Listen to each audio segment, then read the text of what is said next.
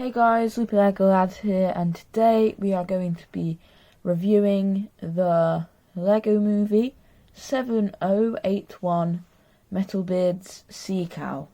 Now, this is one of my bigger sets. As you can see, it's very hard to fit in the camera, but it's actually a really good one. It was released in about 2015, around then. It's quite rare now. I like it. It's nice, but quite delicate as it's a massive ship and the masts keep falling off and stuff.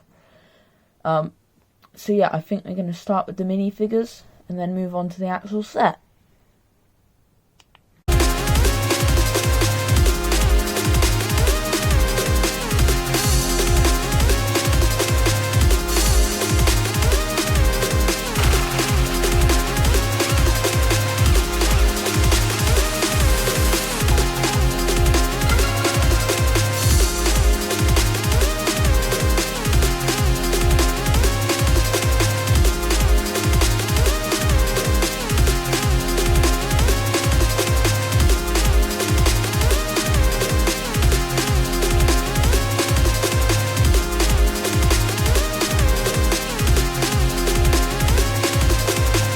So here we have got all of the minifigures and some of the small buildings from the set as well.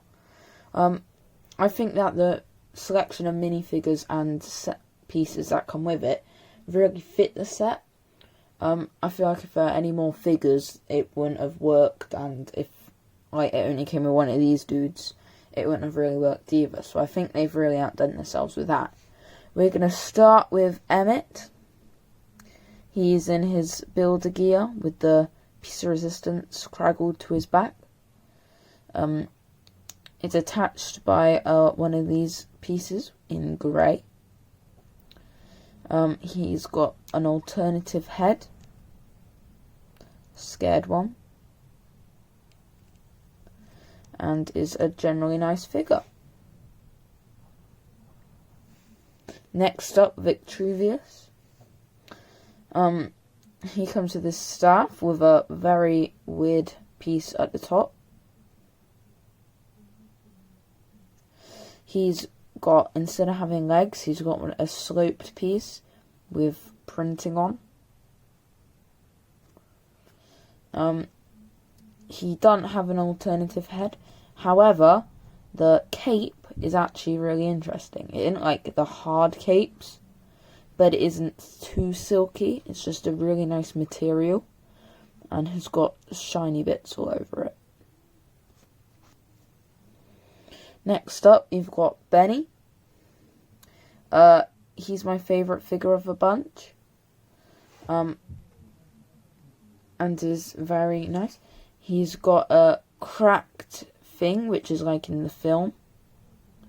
I didn't crack it. The space printing is sort of all scratched, like in the film. So they've really made it look damaged, but also not look damaged. So it looks like it's actually part of the figure, when it isn't. On the back, you've got the breathing pack and an alternative head. Not the most creative, but it is designed off an old space figure, so I suppose that works. Wild Style has got nice printing on, as well as a rubber hoodie piece. I've always liked the rubber hoodie pieces. I just feel like they're nice and cool.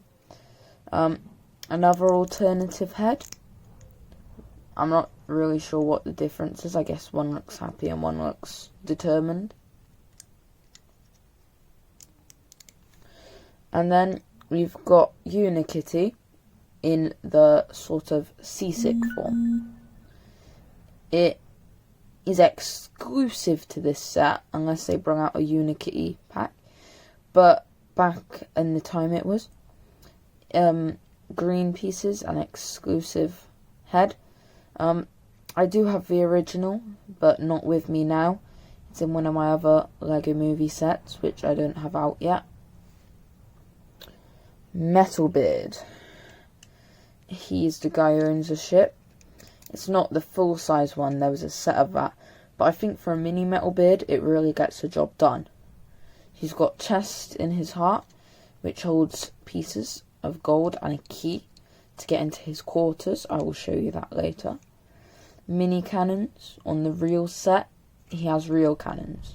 I never owned the real big Metalbeard set, but my friend did, and I thought it was really cool. Mini shark and flag with parrot on. Along with that, he's got his stub leg and regular leg. I think this is built really well, and I don't really class it as a minifigure, but I class it as a character. Next up, we're going to have a look at the double-decker couch. I think that it's a really good build, this. I don't think it's actually got any distinctive features or anything interesting, but I really liked it. In the film, you saw the seats fold up. Unfortunately, these don't, but, you know, that could be something to improve on. I'm not sure how. I always thought when watching the movie how to build this, and I always wanted one. So I think it's a nice little thing to include. Next up, you've got the two droids. I'm going to start with the small one. The small one's got eyes and everything, and it looks really cool. A net shooter is also in it, which fires a net. I don't feel like the net fully fits in well, so you have to fold it. But, you know, maybe that's something to improve on if they ever did do a redesign of this. And yeah. Next up, we got the big droid. As you can see, it's got red things on and a nice thing. And a satellite at the back, which can fold down to create that sort of thing. The sides of this one fold up to reveal rockets, which can be fired by just simply a push. And same with that one. And then on the inside, you've got spare rockets for each. Another thing I thought I'd mention is that these cores are fully posable. However, I like to keep them like this, which I just feel like looks good with the figure. So that's really all for the minifigures. Now let's move on to the set. Here is the main set. It's big, and it is the largest of the Lego Movie sets, with 2,741 pieces in. It's nice looking from the sides, and has got a few amazing features. First one is you can lift up the middle to reveal an inside. The bottom deck interior has got cannons in, as well as some ammo, and is generally nice looking.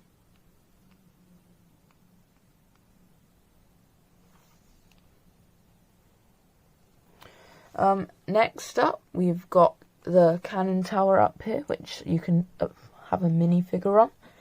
The flying sea cow, along with some details. You've got anchors, one on both sides, which can be lowered just by twisting this. And then brought up by twisting it the other way. Now, you may be wondering why there's a massive stack of things up here. Well, this is how, in there where the interiors are. In here, you have got the weapons sort of area. You've got a chandelier up there, weapons being held there and there, as well as a nice little thing there. So there's doors on both sides, each having openable windows and flags on. Around the back here, you have got motors and fins, as well as some more and more. I'm not sure why they have them up here, because they're not really going to be in the water. It's just going to be that one. Now, in this one, this is the Metalbeard's cabin, which I said we'd come to later, so let's get right into it. You can access it in the top by simply pulling this off. not by breaking it though. And once that's been taken off, you can then access the inside. There's also a door, but this way is a lot easier. Inside you have got some of the main features, in my opinion, and more interesting pieces. You've got a globe, and this sort of compass piece, as well as maps, blueprints, paintings, chests, and keys. Inside the chest, you've got some nice treasure. And, of course, at the front, you've got a door. Now, the door is actually really hard to open from the front. And I'm not lying, it is actually really hard to open. I've done it, though, from practice. But when you first tried it, I just couldn't get into it. And you may see there's a keyhole. Well, if you use a key, just let me grab one from the inside.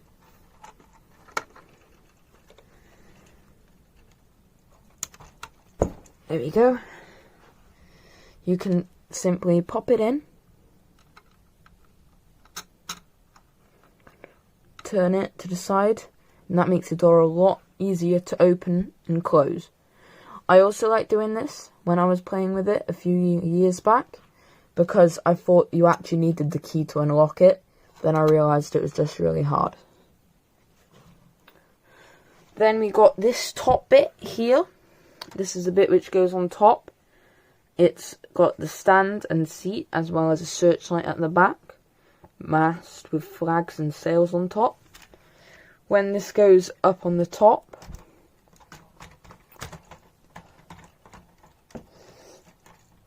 it is sort of, you got the steering wheel attached to the bottom as well. And it simply looks like it's actually got the steering wheel on. The bit which goes up and down on the middle is here. And you've also got a few features here as well. This is a, mast, because it is wind powered and also uses coal. You've got fire in there and shovels and stuff. They don't open, but, you know, nice little detail. Masts going up. A little thing up there, which you can put minifigures in. As well as that, the middle thing also hides secrets underneath it, having wine glasses and gems, and on the other side, a mouse. So, that is basically the main part of the set. The one other thing to mention is the immense amount of detail in it. I mean, you've got using pieces uniquely, like the whips as decoration, like curls, stickers, as well as having a fair amount of printed pieces, as well as the guns, which are used to give more detail. Overall, I really do like this set. I think a few things could have been improved upon, like the design and how secure it was, because a few things do break, but usually it is easy to repair and don't cause any problems. I think it's got a good selection of minifigures, and features, so it's good to play with. And also it looks really nice on display, as it uses interesting pieces in interesting ways. If you did like this video and want to see more, do hit that subscribe button there and below. And if you want to see more, click these cool looking boxes over there. Thanks for watching, comment, like and subscribe, and I'll see you next time. Bye!